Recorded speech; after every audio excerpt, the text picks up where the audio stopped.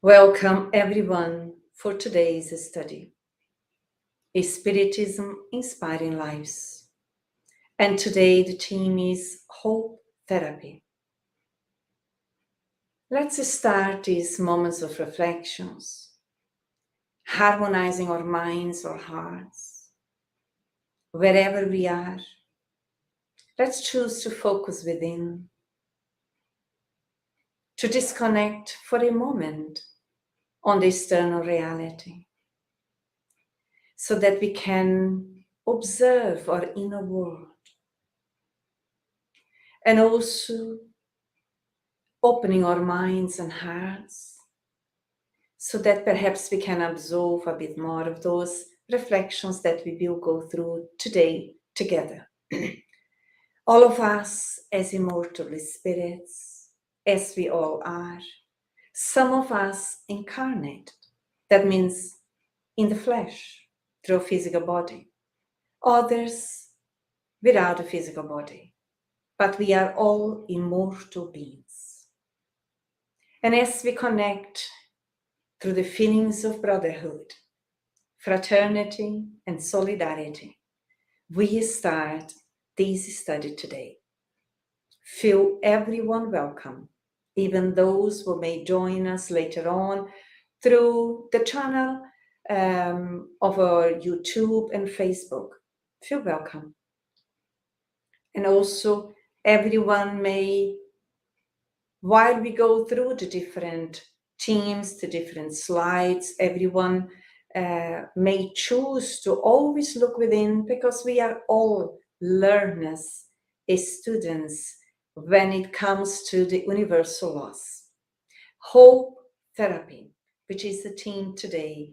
Our reflections are based on the immortality of the soul, are based on the theory of reincarnation, which considers that we are all beings in evolution for centuries and centuries, and we inherit ourselves psychologically and emotionally from one existence to another. And we are all under the law of evolution, therefore all of us capable of changing, of improving, or progressing in our daily existences through the daily experiences that the universe presents to us. Well, we start with the benefactor Joana de Angelis when she refers to us and says the human spirit is the highest climax of anthroposociological evolution on Earth.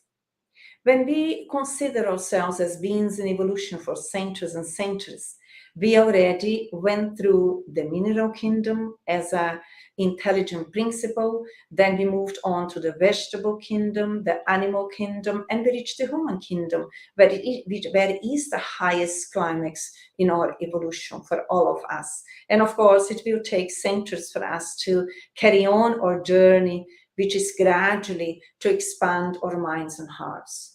We refer back to the Spirits book when Allan Kardec inquired the Enlightened Spirits by asking, how can a soul who did not reach perfection during its corporeal life complete the work of its purification? It is interesting to analyze that, because really one existence is a very short period. If you take away the childhood, if you take away the adolescent period, and sometimes we don't live towards the older age or whatever, but even if you do, it still is a very small period for us to consider to learn everything, but we need to learn on earth. And then we hear by the enlightened beings, by submitting to the trial of a new existence. Trial in a sense that we all need, through the law of reincarnation, to come back and adopt a new body, to carry on our journey, to carry on our learning, to carry on our actualization process. As we mentioned, it is not possible in one existence. Does the soul live many corporeal existences?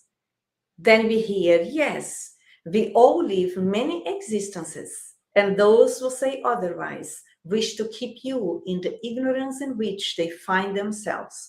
That is their desire. Sometimes even ourselves, we went through the materialistic perspective, which always focused only in the here and now, in this existence. Then we also could, or still are, believing that there is nothing apart from this existence. We die and everything is dead. But it's not. We are beings in evolution. We are not a physical body. We are spirits, which is quite consoling to know that we will not lose our dear ones. We just carry on learning and progressing. If the individual loses the motivation for internal growth and the conquest of external values, because he is under recrimination and guilt, uncertainty, and existential disinterest, his existence becomes an exhaustive and bad journey due to the absence of ideals and achievements. Hope, we are reflecting about hope. We can even question ourselves, do I feel that I'm motivated? And if not, do I know how to motivate myself in terms of growing in new belief systems, growing in new learnings, growing in new abilities, growing in new capacities to expand our minds and hearts? If we are already in that pathway, good for us. Always bear in mind that still all of us have plenty to learn. But if we don't exercise ourselves in learning to motivate ourselves, that can become a very challenging and very heavy existence. And this is not the purpose for us to be on the school earth. The purpose for us to be on the school earth is to learn, is to progress, is to evolve.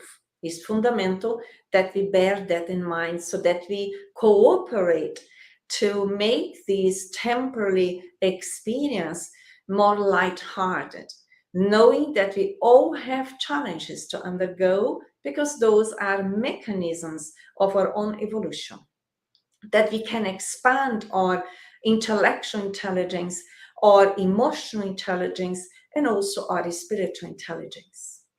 In hierarchy of his achievements, his thoughts, words, and deeds, the Spirit programs the events that enables him to succeed over its inferiorities, becoming more and more aware of the divine knowledge that lies within his superior possibilities. We all inherit the knowledge, the wisdom that we develop in one existence, and we bring it forward. As Jung already said, that the child comes with a journal written. Therefore, our tendencies, our likes, our dislikes, and we always are under the model or approach of actualization. Because surely whatever we learned, it still needs to be expanded, those values that correspond to our higher consciousness, and those who don't need to be addressed so that we can also change them in order to become more aware of ourselves. And there is nothing wrong in our journey when we become aware to notice our inferiorities, which are our shadows, which we all have, which means our limitations from our previous learnings that now in the present, where the power is, for us to challenge and analyze if that is still is suitable for us, or if we can already choose to let go what the old references brought to us, but they don't make any sense in the present. So let's always be open-minded as learners, that we all have plenty to learn. Through the approach of self-love, we don't need to feel guilty or blame ourselves once we become aware of our shadows. It is embracing them and not validating them, is to re-educate ourselves. And Joanna de Angelis, the Enlightened Spirits, says to us, modern man has lost the address of God. What is she trying to communicate? When we look around Earth, because now everything is global, we see so much destruction, so much hate, so much unfriendly ways of relating with each other as brothers and sisters in spirit as we are. That is an evidence that we as immortal beings choose to keep ourselves temporarily distant from God. God is the supreme power, the unconditional love, who guides us all, who offers us all new opportunities and new possibilities to redo our journey through love, through forgiveness, through brotherhood. Effort is needed for the re-education of the mind and discipline of the spirit. That is true. Because we also, once we start to analyze ourselves in an honest way, we will realize quite often that we all bring laziness, procrastination. Sometimes we know already what to do, but we choose to just ignore it, avoid what we need to do. But sooner or later we will come over that, because we freely, as more as we are waking from within, we freely, spontaneously will choose to do or cooperate in our re-education process, understanding back there, being in this existence or in another or others, we did the best that we could considering the circumstances. But today, which is the best of our all versions, we are more capable of making our own decisions. Within Spiritism, we are always invited to learn to think for ourselves, to reflect for ourselves, according to the universal laws. Because in that way, we will become aware of the materialistic input that we still bring, or the values from a materialistic perspective, which do not correspond to the universal laws. And we can freely choose now, through the proposal of self-love, to re-educate ourselves. Discipline is a potential, is a value of the higher consciousness. There is no way that we can evolve towards a self, free ourselves from the ego towards a self, unless we learn to discipline our minds, to discipline our hearts, to discipline our attitudes through developing free will according to the law of evolution. So everything is available to us, but what we choose and how we choose, it corresponds where we as immortal beings are choosing to place ourselves in the universe, and how much we want to put effort into in this existence, or in this couple of days, which is an existence, to live more as an immortal being while we are on earth. That does not mean detach from earthly experiences. It means choosing to discern what is more relevant for us, considering that later on we will be always with our own company. And surely we want to be more at peace, more in harmony with ourselves. The benefactors do not carry out the commitments of their pupils, knowing that the spirit ascends in the evolutionary journey through its own achievements. No one can evolve for somebody else. Even the enlightened beings who love us to bits, they cannot do it. They can inspire us. They can somehow manage to put people in our pathway that we can talk, bring new ideas, or even sometimes books when we read. Many different methods in helping us.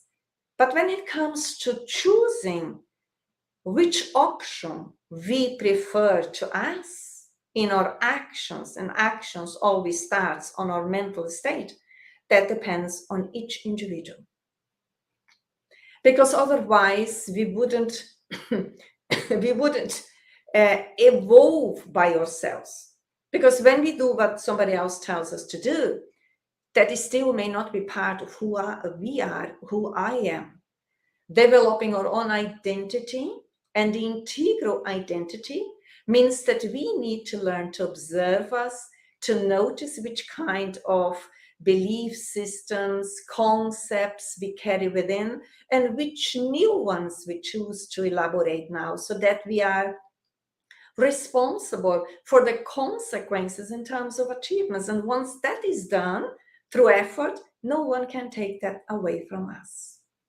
When there is inner harmony, the noises from outside do not sound disturbingly. This is so relevant always, I would say, but currently there is so much noise in the world, and is dependent on our inner noise, let's put it like that, which we could cooperate if we put effort into to learn to silence ourselves and to develop the inner harmony. Our inner peace does not depend on external elements.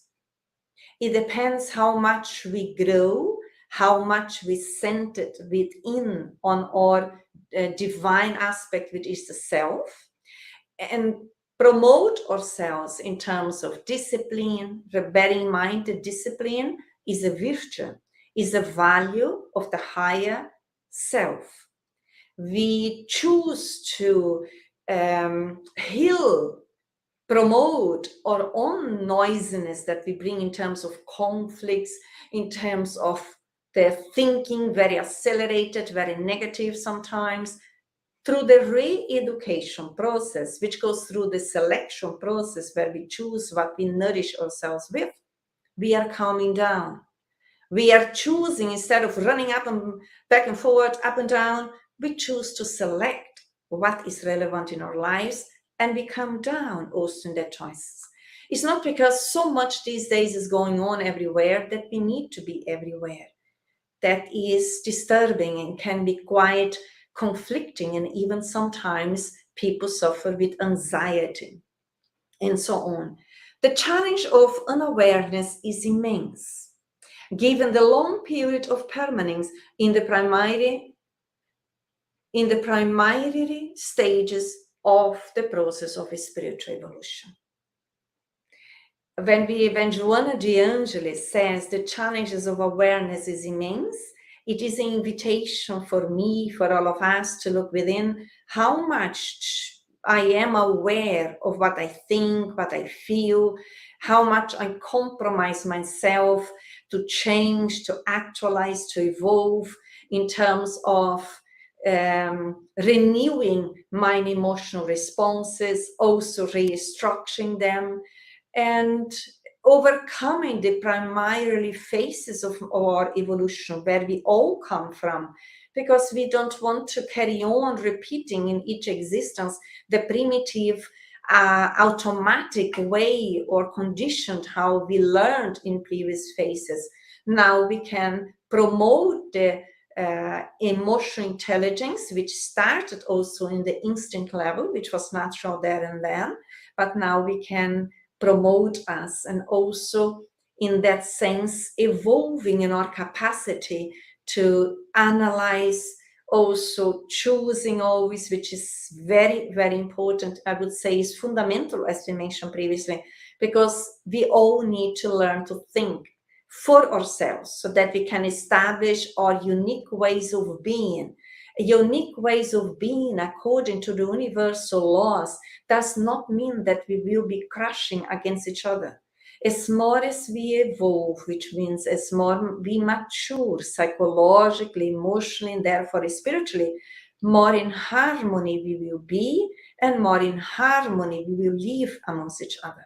In our homes, in our offices, in our communities, wherever we are. The unconscious commands the sensations and emotions, leaving little room for conscience to act with lucidity. We can, or a lot of us on earth, may still react, be very on the reactive mood, on the automatic pilot, because the conscious mind, Jung always teaches us, is the tiny bit who we think that we know about ourselves. But the unconscious mind is where all the memories are stored. And if we are allowed to live unconsciously, we are not developing lucidity. And we are not evolving in the sense of our shadows and limitations.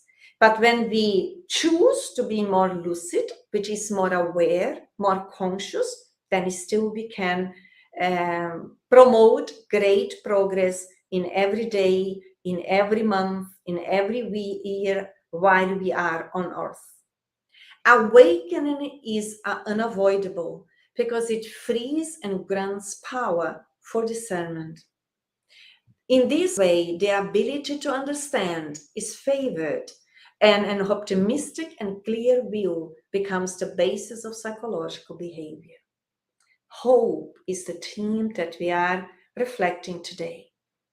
Awakening is unavoidable because all of us are under the law of evolution. And the law of evolution is based on the law of love that comes from God. We still, all of us, are guided by the law of love, even if we don't believe in it, even if we are not aware of it, through the law of cause and effect, which is the law of love in action, is helping us constantly to renew the corporeal experiences so that we are capable of renewing our psychological and emotional reality. As more as we progress, also our discernment, what we choose and why we choose, will increase. When we reflect with Jung, it is fundamental when we talk about progress and evolution that we choose to come out of the massification process through the individuation process, which we need to develop as a free choice, as a spontaneous initiative, understanding already. If I stay back with everyone on the massification, which is still is quite sometimes on the limitations, on the shadows, on the selfish way of living and choosing, then we may be losing the opportunity to expand our minds and hearts and therefore to evolve. For us to change our psychological behavior for better, we all have many opportunities on a daily basis, as long as we become more conscious, so that we are more clear.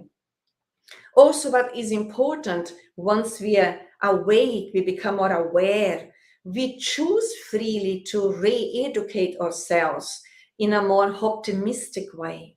Because the universal laws, they are not pessimistic, they are not negative. Negative and pessimistic are our belief systems from previous existences or from the current, which are the opposite or against the natural laws. Natural laws, if we know them, if we accept them, if we incorporate them in our way of living, they will always help us to become more optimistic, more clear in our minds, knowing better why we are choosing what we are choosing, why are we behaving in such and such a way that is really impacting us individually and therefore also on the collective way where we are. Harmony, which is developed internally, it is expressed externally, even if there are no words at the moment. But we know that the way that we think and feel is energy, and energy is not confined within our physical body. People can sense it, and where we are in different ambience, people also notice. And all the ambience or the places are not only habited by the incarnate spirits, but there are plenty of those who already departed from earth, that is, are without the physical body, but still are on earth. They may be connected with us. Oh, Everton, nice to see you here today. Thank you. Thank you for reminding my birthday. Thank you very much indeed. Gratitude for you. Then we go on here. When not awaking, the individual moves from one dependence to another, seeking guides and advisors who reduce his effort to think and start to take responsibilities for his own growth. What do we learn here? Is Joana de Angelis telling us that we should not ask for help when we need? No.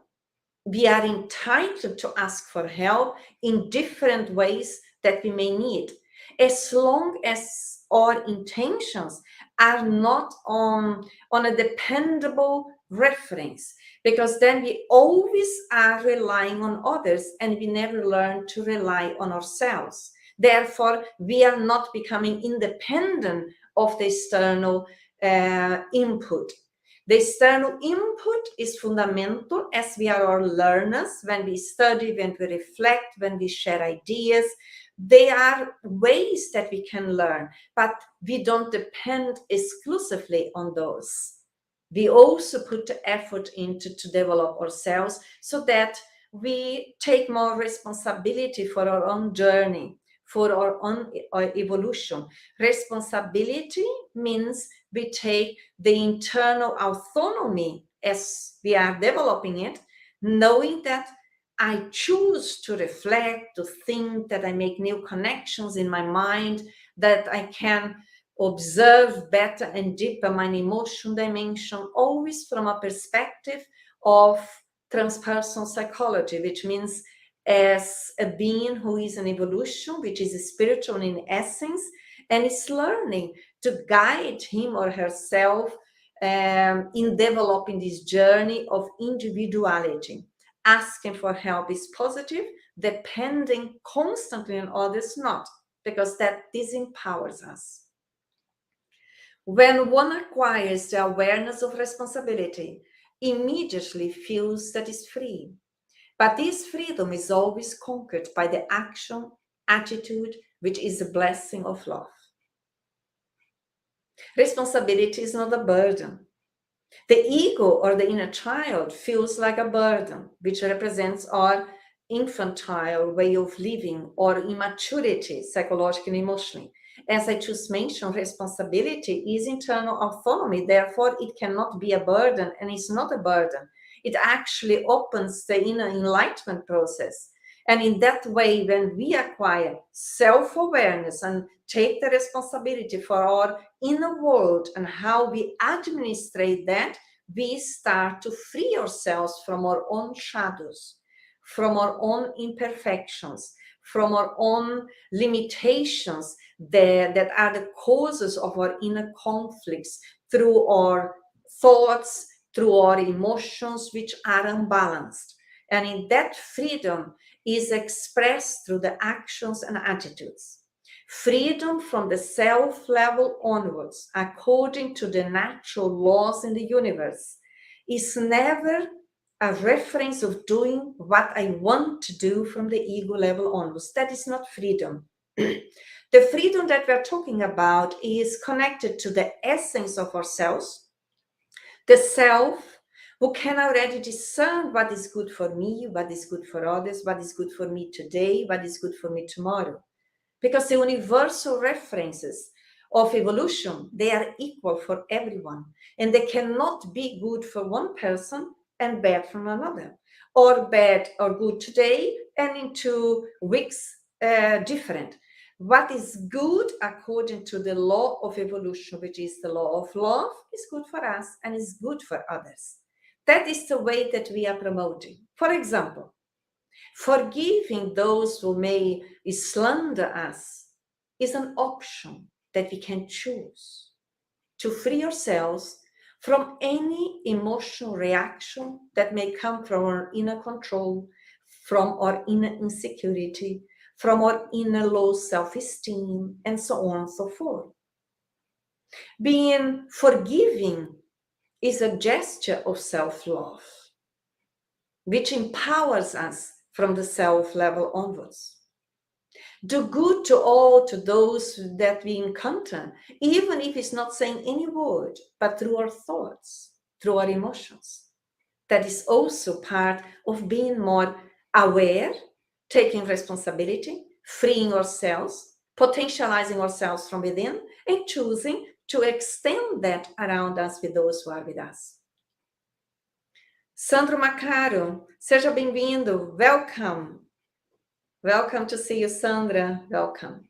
Jesus, psychologically mature and self-aware, became the greatest example of full consciousness, known in the process of the evolution of spirits, teaching without presumption, loving without restrictions, immolating himself without any masochistic mechanism.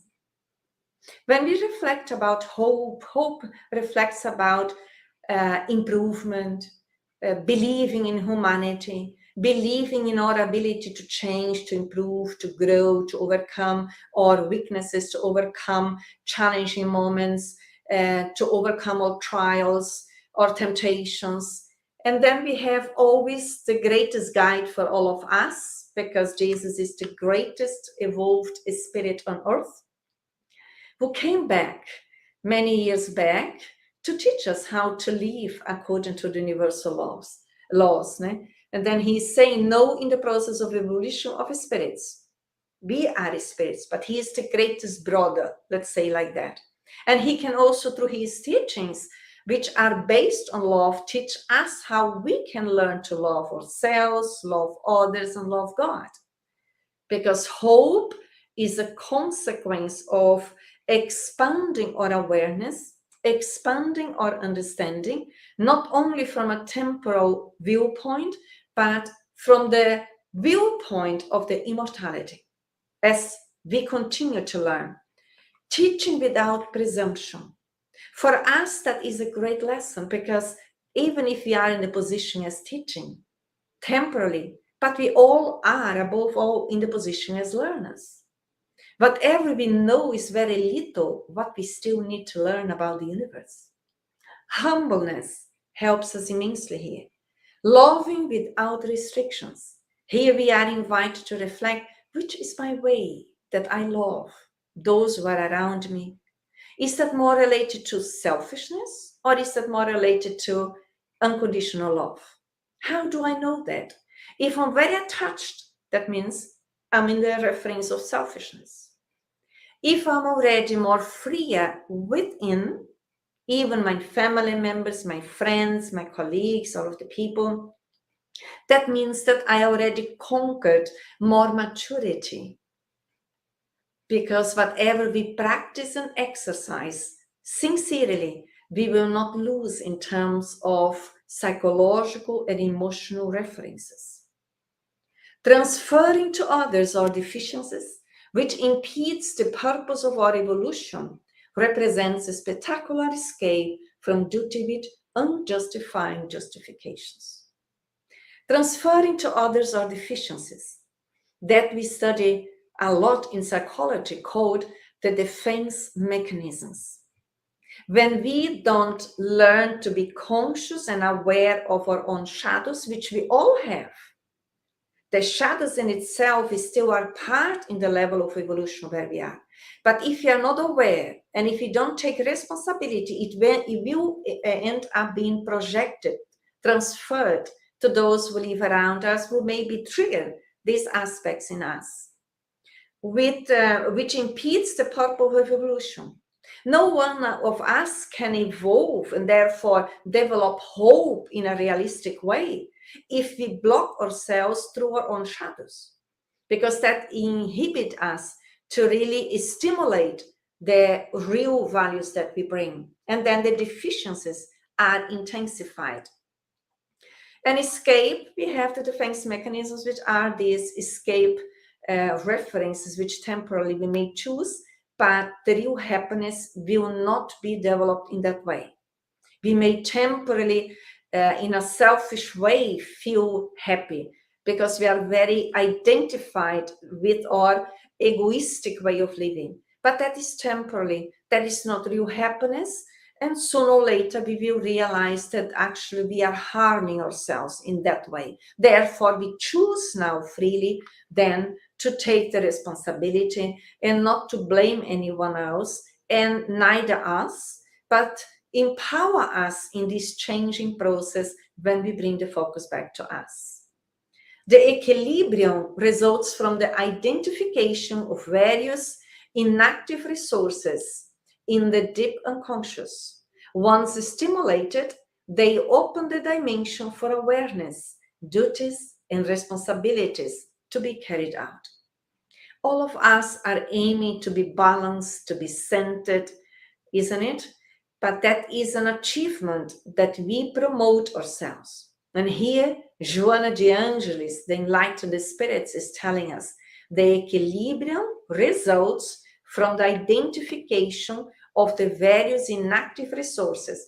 Inactive resources are the higher potentials that we bring within, still waiting for us to stimulate them, so that we can then actualize, actually promote ourselves, heal ourselves from ourselves.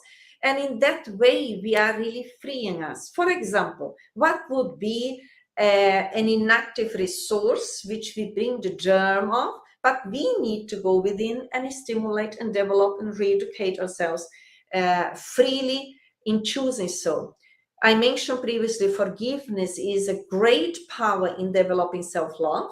We all bring the capacity to learn to forgive any human being who we may have difficulty with. We can do that if we choose. It starts in changing our belief systems based on our essence as an immortal being, knowing that we're viewing higher ourselves, choosing what is good for us. Good for us is not to hate others, because in that way we are intoxicating ourselves more. We are becoming more ill and less hopeful because we are contaminating ourselves. As we choose to respect other people instead of disrespecting, that is also a way that we are stimulating a higher value within ourselves. Learning to be humble, where we for quite some time learned that humbleness is weakness. Now, through the universal laws, we are invited to learn that humbleness actually is one of the greatest higher potentialities of the soul. And as more as we become humble, that does not mean not having our own identity. It means that we choose to stop to fight. It means that we choose to stop to be aggressive, because we are restructuring ourselves. Bear in mind that we have the free will, which still needs to be developed. Bear in mind that we have the willpower internally that also still needs to be developed, so that we are advanced in this process. Fraternity is also a possibility that we can choose to practice on a daily basis. Solidarity is another aspect that requires efforts for us to overcome our own limitations. Brotherhood is not through the lips that we feel brotherhood amongst each other.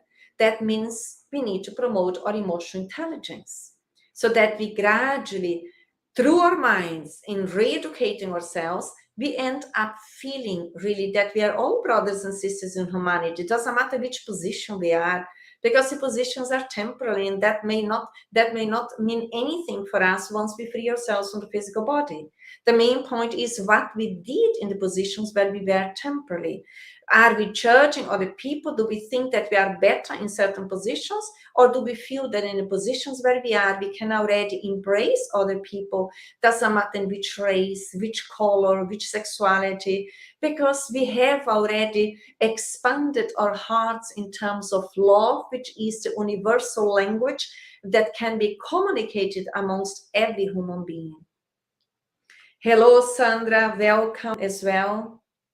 Serving is an existential goal, and to love is a duty of liberating the ego's constant transformation.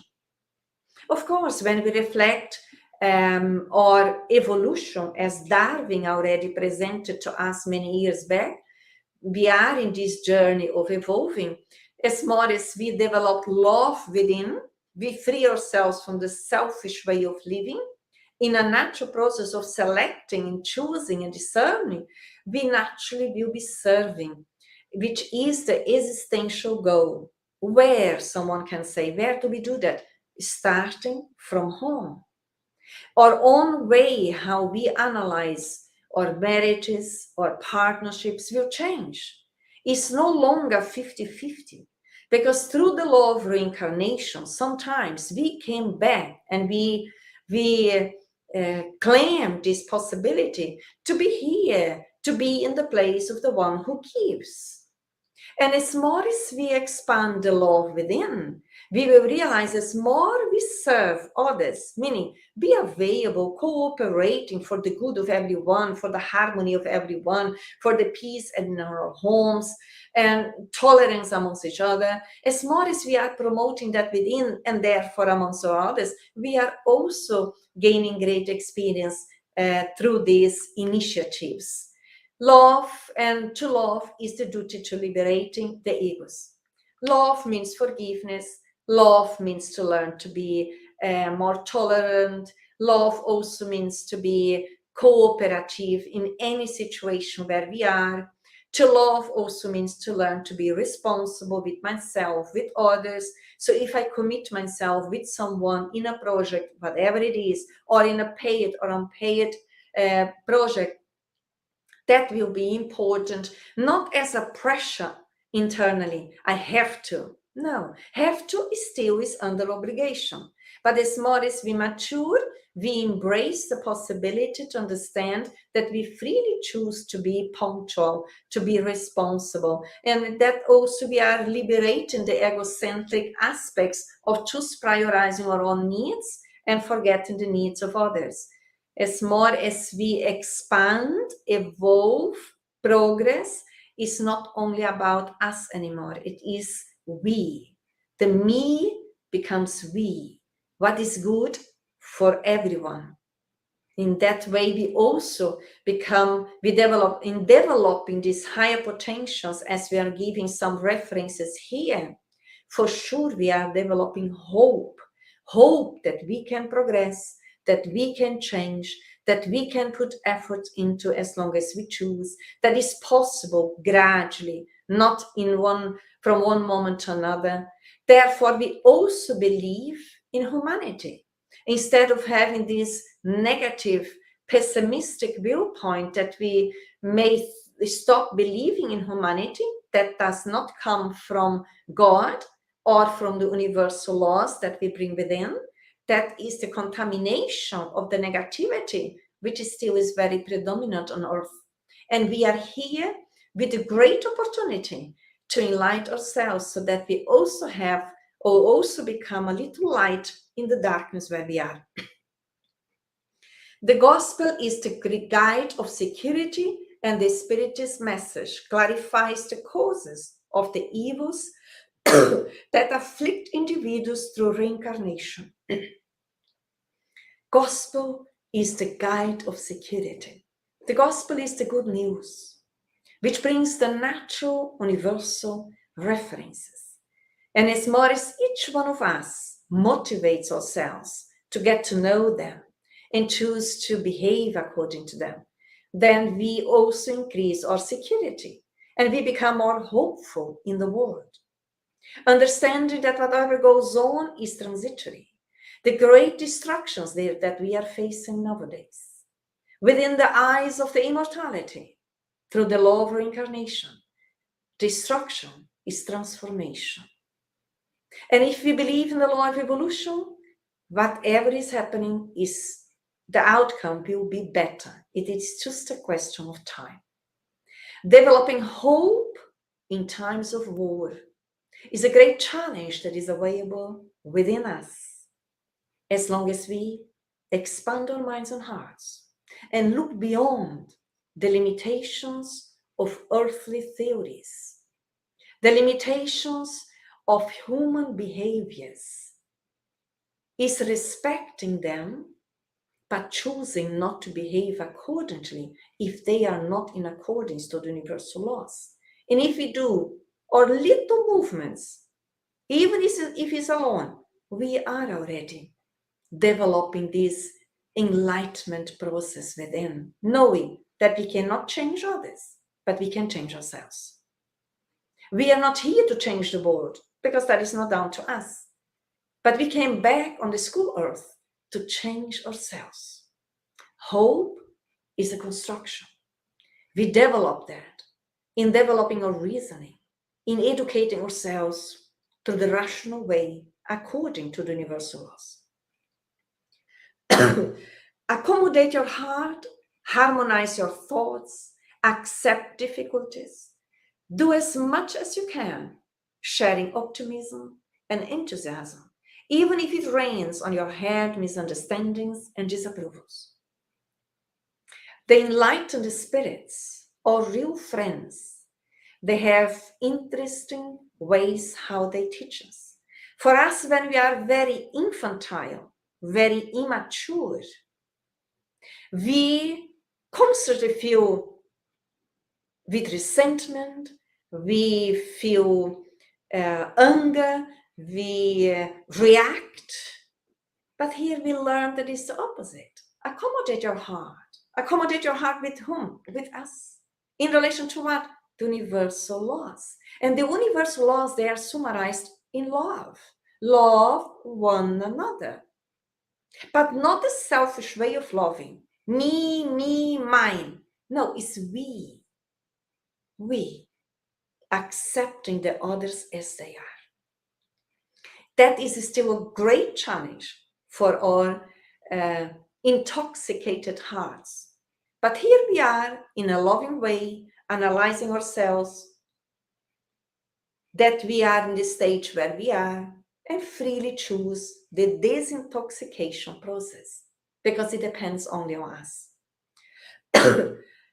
Harmonize your thoughts. That is a daily exercise. First, we need to learn, what do I think? Become aware, because we haven't been educated as children in that way. What predominates in my mental level? Because that is exactly how I'm nourishing myself with. If I'm always negative and pessimistic and with hate and anger, be pretty sure that my mental state is very toxic, very negative. And I came back to the school earth to cleanse it, to heal it. Accept difficulties. Who in the school earth doesn't have challenges? Difficulties are experiences that we requested because they are methods of our own evolution. As long as we don't complain, as long as we don't rebel ourselves against, as long as we learn from. So whatever is difficult within, let's stop, breathe in, listen to our inner self, and always challenge the negative, limited ways that we may be interacting, because we have other options that we can already choose, which usually may be a bit challenging at the beginning, naturally, because we are learning, as long as we don't give up in persisting, in insisting, in re-educating ourselves towards the light, towards love. As much as you can, invest in ourselves in this transitory phase, in re-educating ourselves, potentializing the higher values as much as we can, and therefore sharing optimism and enthusiasm instead of pessimism and shadows around. Enthusiasm, motivating us, even if things are not happening as we would like to. Submit ourselves towards the guidance of the greatest power, which is love that comes from God. As no one is alone on earth, we all have our spiritual guides, our spiritual friends, our spiritual benefactors who are with us constantly, who are inspiring us. Even if you may feel there's no one on earth, which is not true. There are always people around us, but sometimes because we are blocked emotionally, and usually the block comes from selfishness and pride, then we may feel lonely. But how can we be lonely when there are tons and tons of people on earth? And apart from that, we all have the company of the dear friends. I tend to say the real friends from the spiritual world, the good spirits who are always with us. Social and human experiences, challenges and difficulties, struggles and failures should not be a stressful force, because it aims to mature emotional capacities, strengthening it for more vigorous testimonies that must be faced until the moment of completeness. All of us as learners, we still have plenty to testify, that we will be challenged in the different scenarios, because we are all, through the law of society, we are social beings. And as we interact with each other, starting from home, we will be triggered in what we need to overcome. So again, the social and human difficulties, struggles. There is not, I shouldn't be so negative as we carry it around. And then we can ask ourselves, but why is that? If the enlightened spirits are telling us shouldn't be like that. Because of our old imperfect belief systems, based in a very selfish way, that everyone needs to serve me and everything needs to be according to my selfish way of being. We all bring those references from previous existences. What differs is the level of those references that we still bring with us. We still can notice it, but we can immediately choose not to validate them anymore and then engage in the experience in a different way. Because when Joanna says, because it aims to mature emotional capacity, in other words, she's telling us these experiences, challenges, struggles, they aim to potentialize our emotional intelligence. But if you complain about, if you project our shadows on others, if you say that others are responsible for us, we are stuck in our emotional dimension. So you can see the beauty behind it. Then she says it's strengthening for vigorous. Strengthening is almost like we are strengthening ourselves psychologically and emotionally, therefore ethically, for other experiences that require this maturity. Because as beings in evolution, we cannot testify what we don't have, let's say, capacity, or what we didn't agree to train ourselves with. It is a gradual process that we conquer ourselves. So let's invest in that as much as we can so that we potentialize ourselves towards goodness, towards humbleness, towards charity. And always understanding charity means indulgence to everyone, benevolence to everyone, forgiveness to everyone. In order to develop hope in life is fundamental to be willing to develop the virtuous aspects of our consciousness. Death is inevitable. How each one behaves in the body is what becomes essential. Do I have hope? Life after death? Do I know that life continues after my physical death? Death, as we translate it as a disincarnation process, is a natural phenomenon that each one of us will go through. Natural, but we will not die. What dies is the physical body, but not the spirit. And then we will be facing ourselves as we lived on earth. As better beings we become here, as more as we expand the higher potentials as we referred previously, better we will feel once we free ourselves from the physical body, but we'll carry on alive. You are launched into the ocean of immortality, whether you like it or not. That is the Spirit Emmanuel teaching us. Life does not succumb at the moment of death.